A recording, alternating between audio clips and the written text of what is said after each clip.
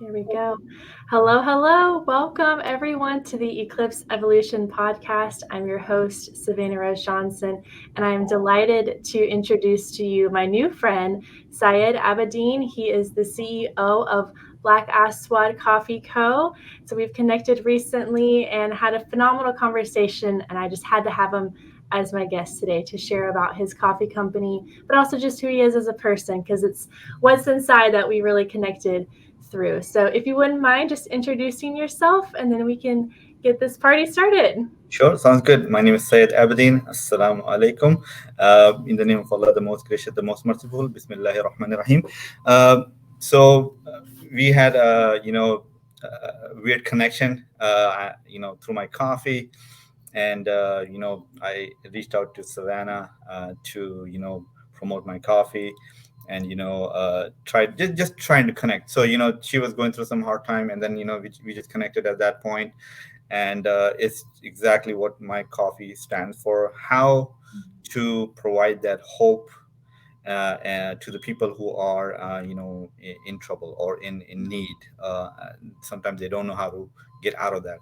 So that's where we come in, just as a mediator, just like as a liaison, just to connect two different things together: professional help and and people who are struggling.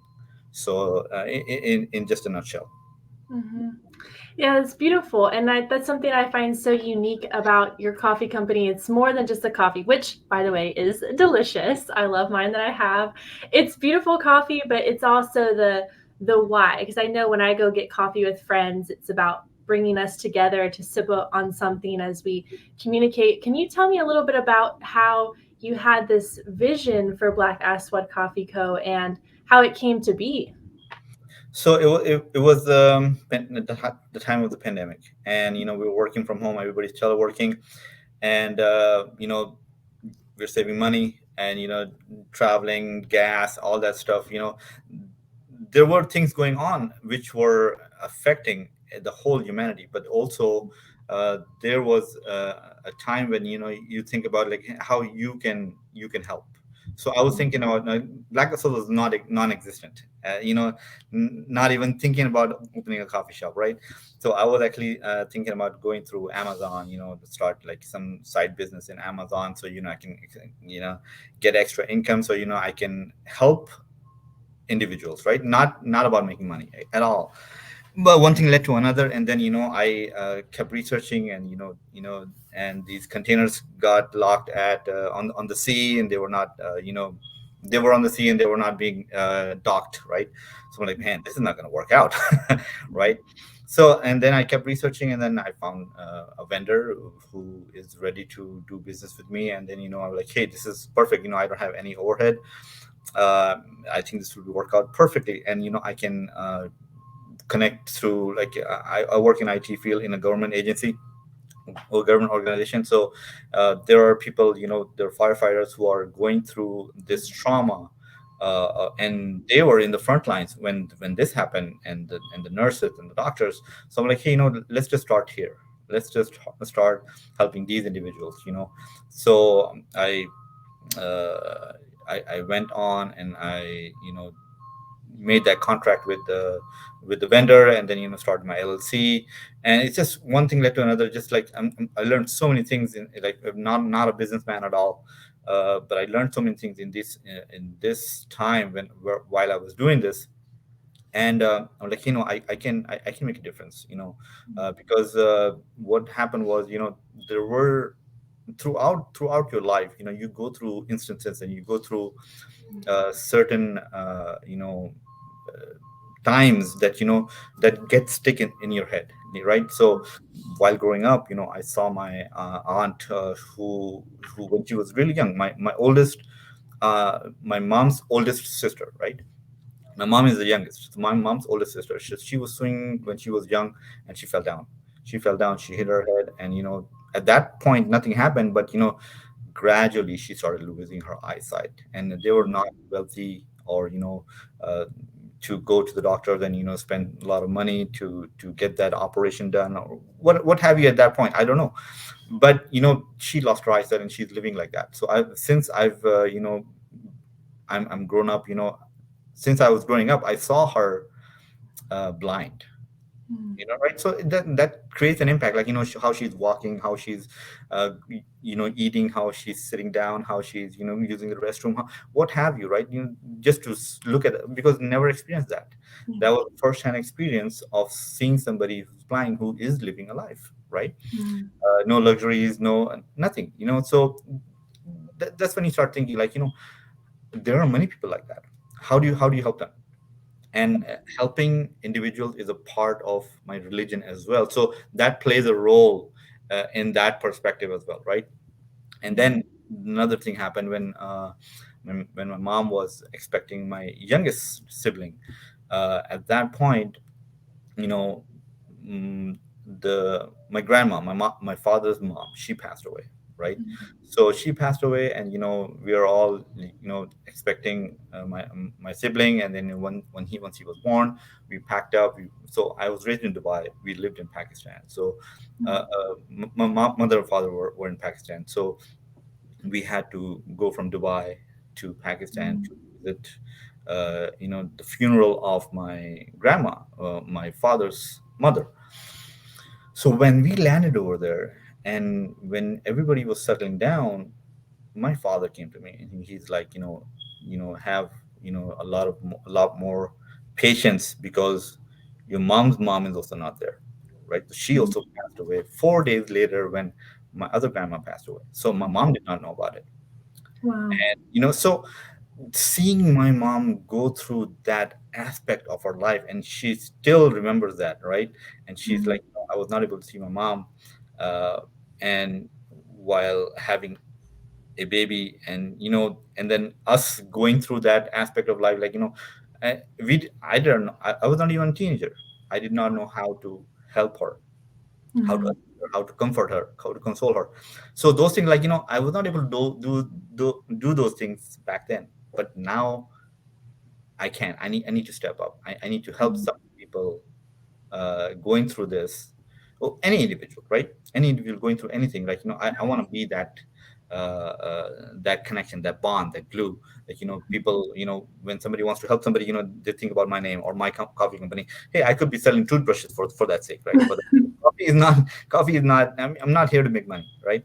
I'm here to help individuals who need help, and I need to connect with those organizations who want to help these people, right? So I want to become that middle part, because I'm rambling, right? That's Because great. because people, when they are in that mm, emotion, in that aspect of their life, Mm. they don't know where to go find help. They don't know how to ask for help, right? And it's that's just a matter of it, right? So I want to make that impact in life, that they're that I'm easily approachable, Mm. and the organizations are easily approachable for them. And you talk about stigma. This is what the stigma is. When a person going through thing, he is going through that aspect of his life, and Mm. he's in denial, right? No, I'm fine, and then he pushes, Mm. suppresses, and then there comes a point, and it Mm. explodes, like, very bad. And then there's another part of life, that he's going through this stuff, he's this pain, and the people surrounding him or her, they don't acknowledge that, Mm. right? So he's cornered. So who's gonna help that individual, right? So that's the the root of how Black Aswad came into existence. And through the pandemic, when I was going through this, my parents were affected by it, and then they were able to come out, because they saw hope. They saw hope that, one day I'm gonna be able to meet my kids. Well, one day I'm gonna be able to meet my grandkids, right? Mm. And seeing my mother-in-law, she was also affected. And then, there was she didn't want to receive any help. She Mm. but my wife, when my wife decided, hey, no, I'm gonna go and help her. So we were in the midst of the pandemic, and I would come from work, and she would dress up, and put your gloves on, mask on, the whole 9 yards, and then she would go and assist her for like 2, 3, 4 hours, what have you, and then Wow. and, and then come back, right? Change and come back and do all those precautions and everything. So that was an eye opening moment, right? Like, I want to be that person. Mm. I want to become that person, like, that I'm able to help others regardless if they want help or not. So Mm. so she became the superwoman, right? Oh. So these are just the motivating factors Mhm. that I that led to Black Ops. But for some people, there are no motivating factors. So who's going to motivate them? Who's going to Mhm. motivate? Who's going to instill hope in them? A lot of people, I had this friend. I still have this friend in New York, and he works at a hospital, not as a Mhm. doctor, but as a security guard, like a police Mhm. officer uh, thing. So he would tell me that there are like 3, 4, 5 refrigerated trucks outside. We don't have space to keep these dead bodies, and they're stored in there, in those trailers, right? So that was the time, that Mhm. was the time when people uh, y- were leaving the world without the hope of being able to meet their loved ones, Yeah. and people sitting outside of the hospital are waiting to meet their dead ones, but they were not both were not able to. So just Mhm. just imagine, Yeah. you're not able to see your loved one for one eh, one way or the other, and then Mhm. how do you deal with that? So Right. somebody needs to have a conversation, right? Somebody needs to talk about these things. Somebody needs to acknowledge it. Hey, these things happen. Now Mhm. pandemic is behind it, but it still, it leaves an impact. Mhm. It leaves an impact. So that's where I come in. Mm. Beautiful. Yes, I thank you so much for being so open and for sharing just the story of many stories of your family and your friends. I think it's so obvious to me how just heart centered you are as a person, how these experiences of people that you love have shaped you and also inspired you in so many different ways. I think that's really special. Thanks. Absolutely. Yes. Well, I would love to know. So you told us a little bit about how you were able to kind of organically just find your way to creating this coffee company. So tell me how it kind of blossomed into being able to have these specific coffee types for like first responders, mothers, teachers. That's something that I thought was really special about your coffee. It's again, it's not just about the coffee, but like the people. It's beautiful. Correct. So see, like I said, I wanted to make a connection with the people, so I had to name my coffee for to a particular aspect of life, right? The first thing was the first responders, the nurses, the firefighters, the police officers, the Navy people, what have you. Like, so I wanted to create just a small group of coffee, which is named after these individuals, so they can connect. So once I was, so I get these comments, I get these reviews, right? So this one lady who is who works as a nurse in a hospital. So she bought my coffee, and I specifically named my coffee. It was very tough naming the coffee, because I had to name one coffee, but it needs to connect to multiple different pieces. Like, one name of my coffee is Scrub Espresso, right? The people who wear scrubs, like, they could be anybody, person working in a lab, person as a nurse, person, a doctor, anesthesiology. I mean, it could be anybody. So I wanted, I cannot make it specific, whether the list is gonna go long, right? So I had to make a a name which multiple people can touch, right? So she bought this coffee, and she leaves a review, and, like, I like she had a relative in her family who lost his life with he or she suicided, right?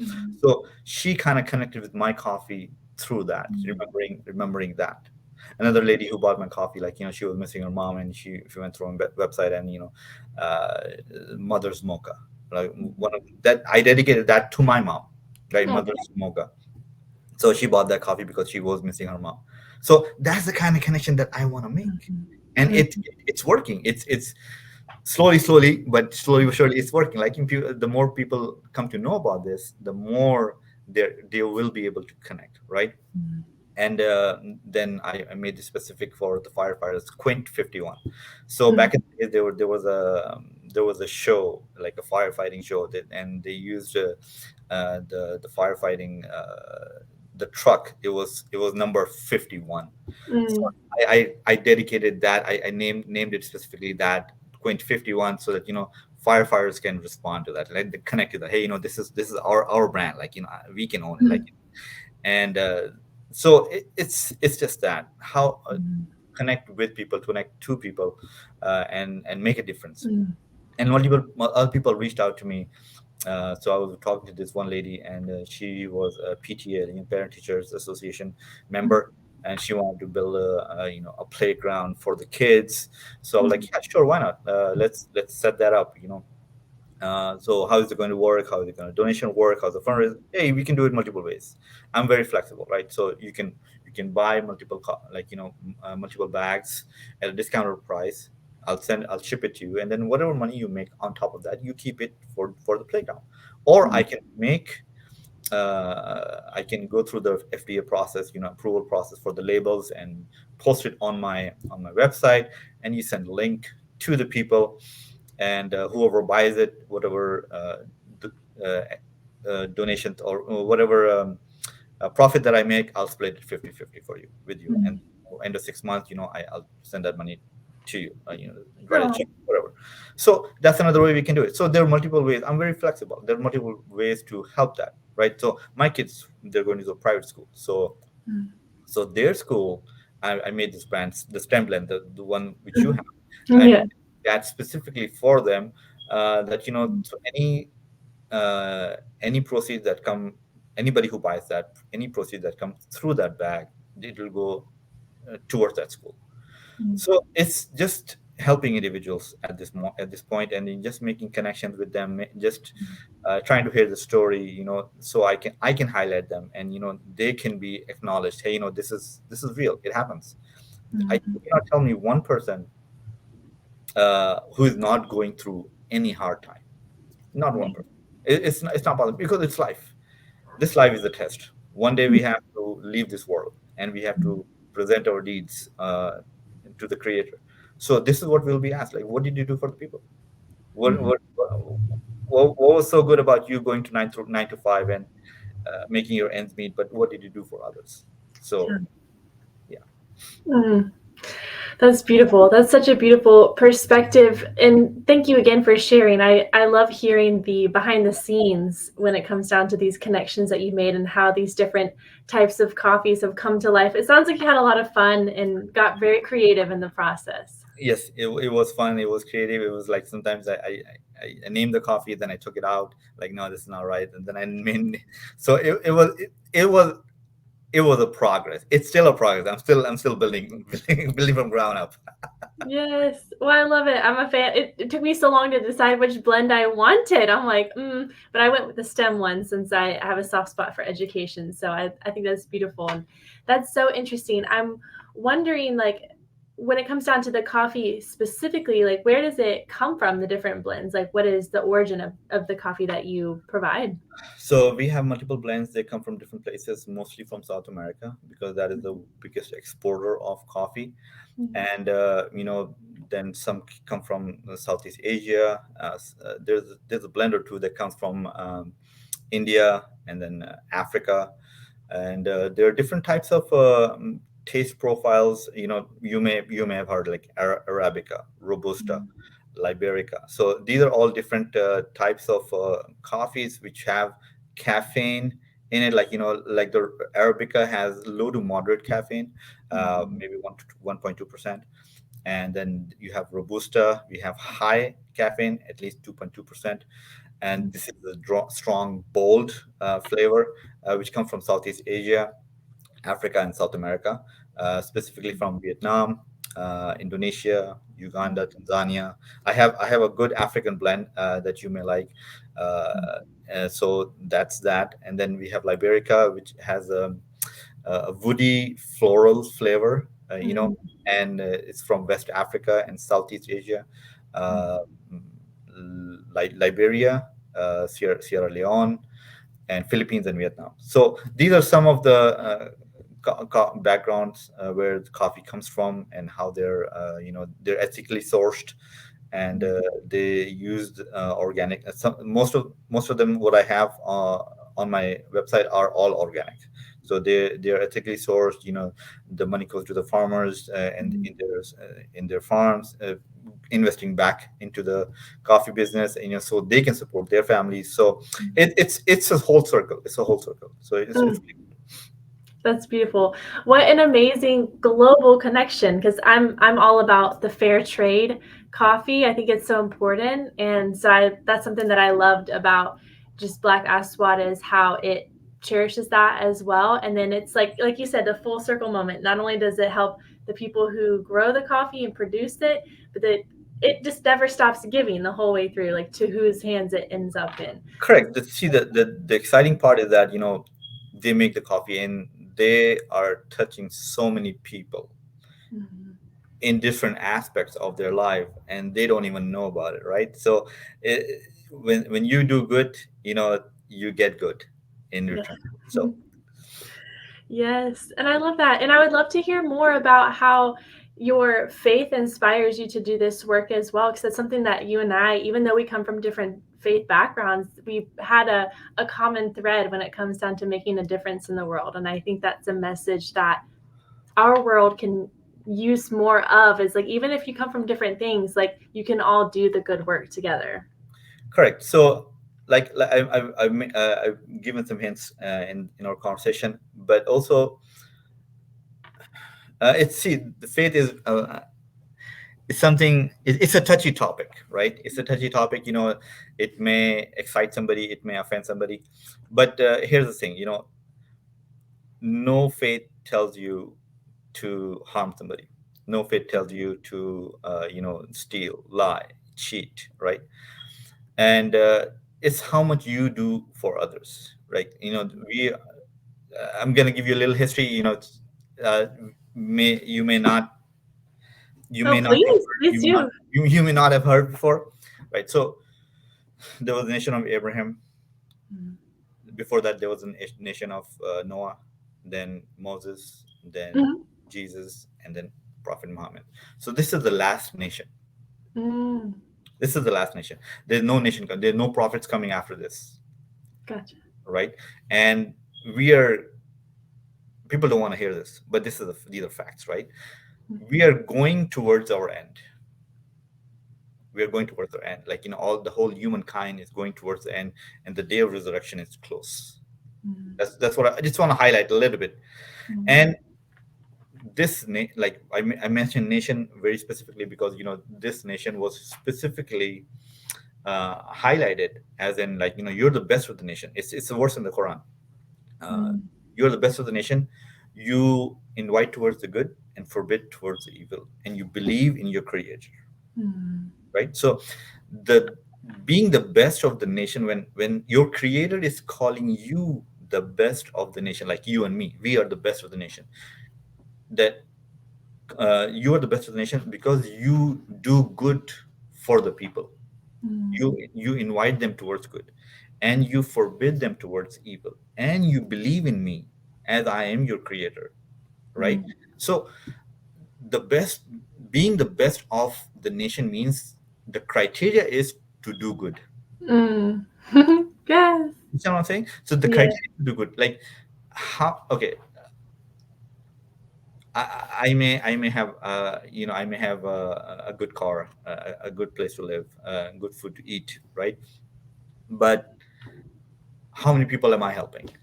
How many households, how many members, how many nations, how many tribes, how many families, or or an individual? How many individuals is my paycheck supporting or helping, that I can say proudly that I, that this person is happy because of me? Mhm. Not for name and fame, not to highlight that I'm doing something, or people should call me good, but just this is a personal thing, like, you not to highlight for to everybody, but as an individual, like, can you say that because of my salary, or because of a portion, a fraction of my salary, that I send to a particular person in anywhere in the world, that that they're living because of that. Mhm. We can't say that. Who can say that, right? So that's something to think about for whoever is watching, whoever is listening. How many people are we helping? Who is being touched because of me, of my paycheck? Or you go to Costco, you go buy a carton of milk, you come up with a bill for $400. It's easy to spend, Mhm. right? But how many people have we helped buy a gallon of milk, Yeah. right? So that's the reflection. That's a personal reflection that a person needs to take of himself, Mhm. that how many people has he connected with. Yeah. That's where it comes in. Boil. Mhm. Mm. That's so interesting. I love hearing your perspective. So, how did you think to combine the mental health advocacy piece into your brand? uh, as, so the whole purpose of um, helping others was the reason of Black Aswad being coming into existence, right? So the mental health part was, it's a lot, it's connected to your life. Mhm. Anything that you do, okay, let me tell you, when I come home, and it's a house rule. I come home, I have to wash hands before I go into the kitchen or pick up the baby, Mhm. right? So as soon as I come home, the baby's running around and coming, a- just like, come pick me up. I can't touch him. I have to wash my hands. So if I don't acknowledge that and go wash my hands, he's just bawling and on the floor, just crying. So if I do pick him up and he's fine. So just that little aspect, just that little criteria, that Mhm. just that little action, uh, you know, changes his mood behavior. Yeah. Correct. So Mhm. so that's one thing, right? So I went through depression in the early part of my life. I'm here. I'm from Dubai. We live. My parents are in Dubai, so my parent, they're pressuring me. My father's pressuring me to study, study, study. As in, graduate, graduate, graduate. What are you doing? Are you even studying?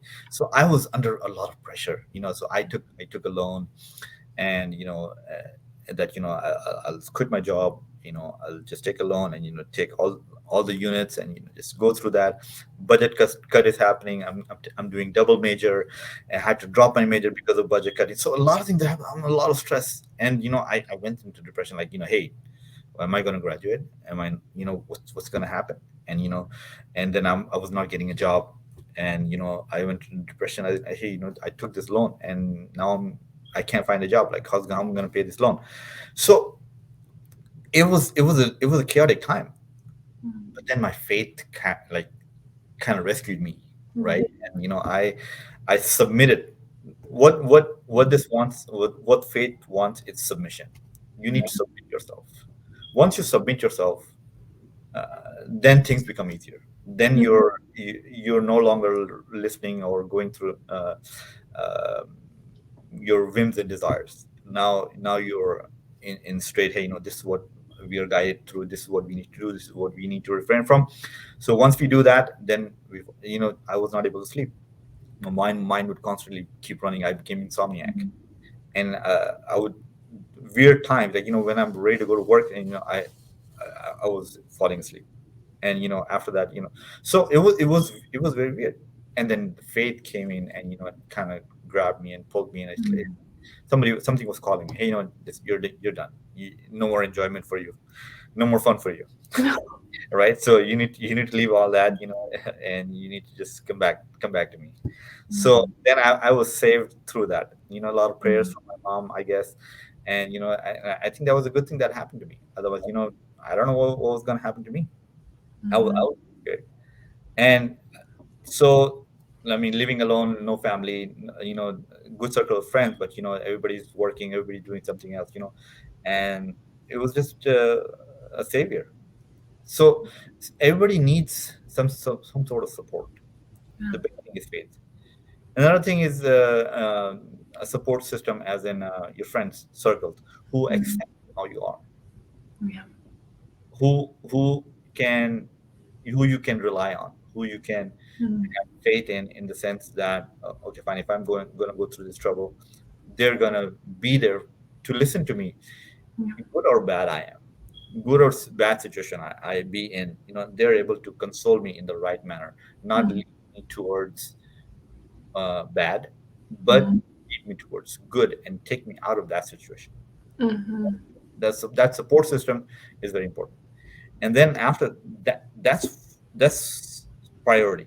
First is the faith, then priority of support system, and then seeking professional help. See, depends upon how bad the situation is. Seeking support, professional help, as in going, reaching out first, not going through denial that I'm not going through things. Mhm. Second thing, acknowledging it. Hey, yes, I need help. Mhm. So if the faith works, you don't need to go anywhere else. And then with faith, you need a good circle of friends Mhm. that you accept you how you are, Yeah. and they can become those pillars of support. And then getting professional help, Mhm. going through organizations or going to rehab or what have you, right? So it everything takes time. Nothing happens overnight. But the thing is that the process is important. Need to go through that process. Oh, for Otherwise, then it just gets out of hand. Mhm. If I didn't have my faith, I don't know. I did not know what was going to happen. I had good circle of friends. They were very supportive, but I was still missing that aspect, Yeah. and that vacuum was filled with faith. Mm. Yeah. Beautiful. Well said. Well said. I love listening to you. That's so special, and I love that for your journey and how it's led you to just kind of another full circle moment. Like we all had to go through something, but then that gives our life a new kind of flavor of meaning that then we can give back. Perspective. Yeah, it's a Mhm. reflection. Yeah. Yes. Well, that's so wonderful to hear your story, and thank you again for being open. I just wanted to ask you just if there was anything else that was on your heart that you would like to share with our audience today. I know I've been throwing a bunch of questions at you, but if there's anything that you just feel called to share, I would love for you to do so. Uh, it's just that reach out, talk to people, and don't let the peer pressure, right? Don't let peer pressure affect you, Yeah. and acknowledge that yes, this is reality. It happens. This is life. It is going to happen, because you cannot escape it. If there is good, there's bad. Mhm. All right. So um, just to give you an idea, night was created before the day, Mm. right? Mhm. Yeah. So if there is light, there is darkness, Mhm. right? So you walk into the dark room. What do? If you turn a flashlight, it will remove all the darkness. If you Mhm. turn the lights on, the darkness will go, right? But when you go into a bright room, can you introduce darkness? Do you have a flashlight for darkness? No, right? So you need to have darkness to feel the importance Mm. of light.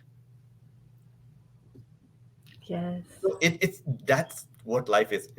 Mm. You get a day off at work. Okay, I'm off for the day. You do your cooking. I was a bachelor before, right? So you do your cooking. You do your grocery shopping. You do your laundry. 4, 5, 6, 8 hours, and then now what?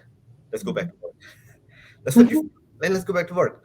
Like you're done with all your chores. Mm. How much of free time can you have? Correct. Mm. People who have money, they don't know what to spend it on. Yeah. They don't know there's no peace. There's no Mhm. contentment in heart. They don't know how to, uh, you know, get that satisfaction. Mm. They're looking in wrong places. Mm-hmm. They would buy a lot of stuff. I mean, yeah, you have money, yeah, go ahead, do that. But is it bringing you peace? Is it bringing you comfort? Is it bringing you, can, can you sleep comfortably? A lot of we see this in the news. A lot of people suicide. All these multimillionaires, all these actors, all these uh, they they suicide. Why? Because they cannot connect with anything. They Mm. can't find peace anywhere, right? No offense to anybody, but this is reality. Mm-hmm. It happens. How to take them out of that? That's the real challenge. Yeah. That's the connect, right? Uh, a person walking on the street and he's, he's a millionaire, and he meets a small person, like, like a kid or something. The kid says something smart, but that hits him, that affects him. People who are surrounding, who are millionaires, who are billionaires around him, he's not affected by that. But that kid who said something small, something light, it reminded him of his old days. That thing affects him, Mm-hmm. because that was done, because the kid did not know Mm-hmm. what a millionaire is, what a billionaire is. He's just true pure of heart, right? When he says a statement is with full passion, with full love, that affects that person. Mm. Then the person starts thinking, hey, what am I doing? All that money is of no use. Mm. All that comfort, all the big houses of 20 bedrooms, no use. Because if there's no peace, what are you going to do? People Yeah. living in huts, they have more peace, they can sleep better. They eat Mhm. two pieces of bread, but they're happy. Yeah. Mm. Simple life. You're so right. You're so right. Absolutely. Oh, I love it. I love to hear it. Your words have just really resonated with me today. And again, I just am so grateful for you and grateful that we were able to make this connection and that you were just accepted my offer to come on my podcast and share your story today. I have no doubt that the listeners are going to enjoy it as much as I have. And I'm going to jump up and add the link so y'all can, and I'm going to have this in the description as well for those of y'all who aren't watching the video version of this. But Mhm. please check out Syed's brand, the Black Aswad Coffee Co.com. Get yourself a bag or two or three, get some for your family. Of course, it's all wonderful. And just know that it's not only going to be delicious, but it's going to do more great work in this world. And that's what it's all about. Right. I would like to connect with people. Like, if you have a story, you can send me an email. We can talk about it. And, if you are an organization who are helping people, I would like to work with you. I'm open minded. And Savannah, you got that all wrong, because I am grateful that you invited me. Well, it's my I'm pleasure. grateful to be on this podcast. That you gave me an avenue of reaching out to people. So you have a big hand in this. So I thank you very much. I really appreciate it. I would encourage people to go on the website, look at the description. Look at the coffees. If you like something, let me know. And if you want to be highlighted, if you want a brand coffee, label or whatever, you know to support somebody or in a group of people or an organization, hey, let's talk about it. Let's have that conversation. If you want fundraisers, let's have that conversation. I'm open, I'm flexible, and I'm easy to reach. Go to Black Aswad Coffee Company, email me there, or just I have a YouTube channel. You can reach me out there. I have an Instagram. You can reach me out there. So any way possible, no problem. Just go ahead and reach out, and then we can talk about it, and we can have that conversation. Yay. Perfect. Well, I appreciate you. Thank you so much. And I know this will not be the last time that we connect. Of course, we're just getting started, but what a beautiful start. And this is my first episode of the new year. I just wanted to mention that too. So I could not think of a better guest to kick us off and just get us grounded in doing this good work together. So thank you again, and thank you everyone for tuning in and listening. I'm Savannah Rose Johnson. I have my dear friend Syed Abedin here with us today, and we will catch you all later. Bye for now. Take care, people.